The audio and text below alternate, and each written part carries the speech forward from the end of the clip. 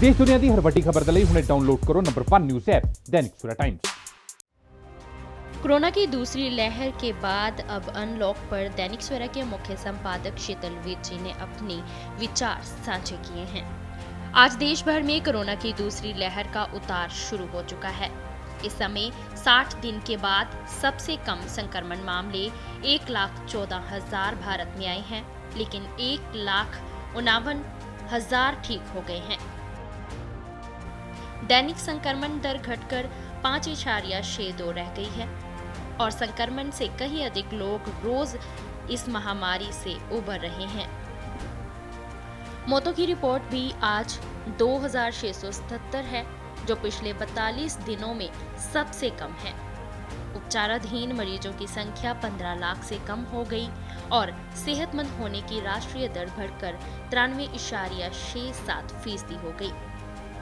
पिछले 24 दिन से संक्रमित होने वालों से सेहतमंद होने वालों की संख्या कहीं अधिक है। पिछले 15 महीनों में कोरोना की दोनों लहरों से देश की आर्थिकता को भारी नुकसान पहुंचा है। अभी मृतकों की संख्या 3,44,759 हो गई है। ये कम नहीं है। स्पष्ट है कि भारत में उसकी जनता, उसके चिकित्सक और उसके प्रशासन ने टीकाकरण अभियान से लेकर प्राण बचाओ अभियान तक की सहायता और सामाजिक तंत्र से लेकर मास्क पहनने तक की चेतना के साथ कोरोना की इस दूसरी लहर का खूब मुकाबला किया है।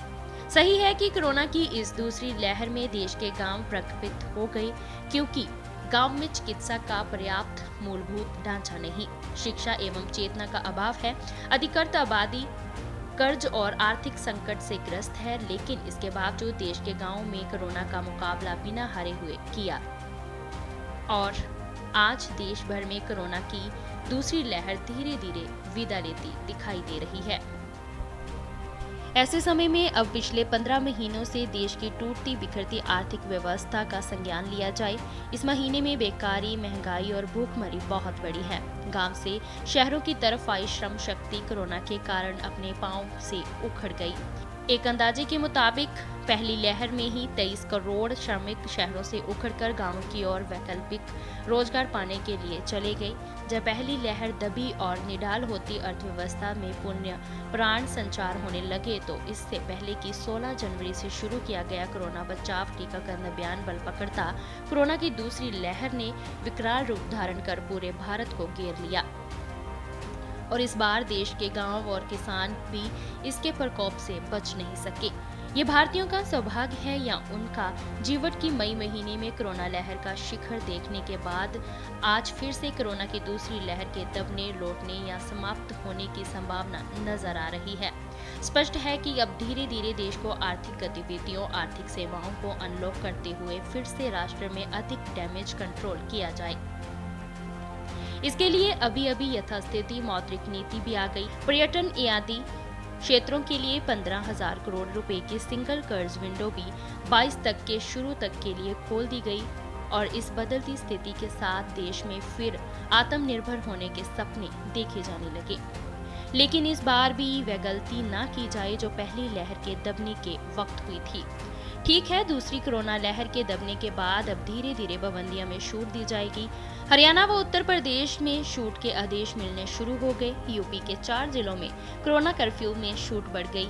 हरियाणा में सबमिशन के आधार पर बाजार व शॉपिंग मॉल खुल गए। हरियाणा में बाजार खोलने का समय भी 6 घंटे से बढ़ाकर 9 घंटे कर दिया। होटल व रेस्तरां खुल सकेंगे। शॉपिंग मॉल भी सुबह 10 से शाम 6 बजे तक खुलेंगे। पंजाब भी अब अपनी पाबंदियों से अधिक राहत की उम्मीद कर रहा है, लेकिन सचेत रहना होगा कि कोरोना की म्यूटेंट वेरिएंट बड़े धूर्त हैं।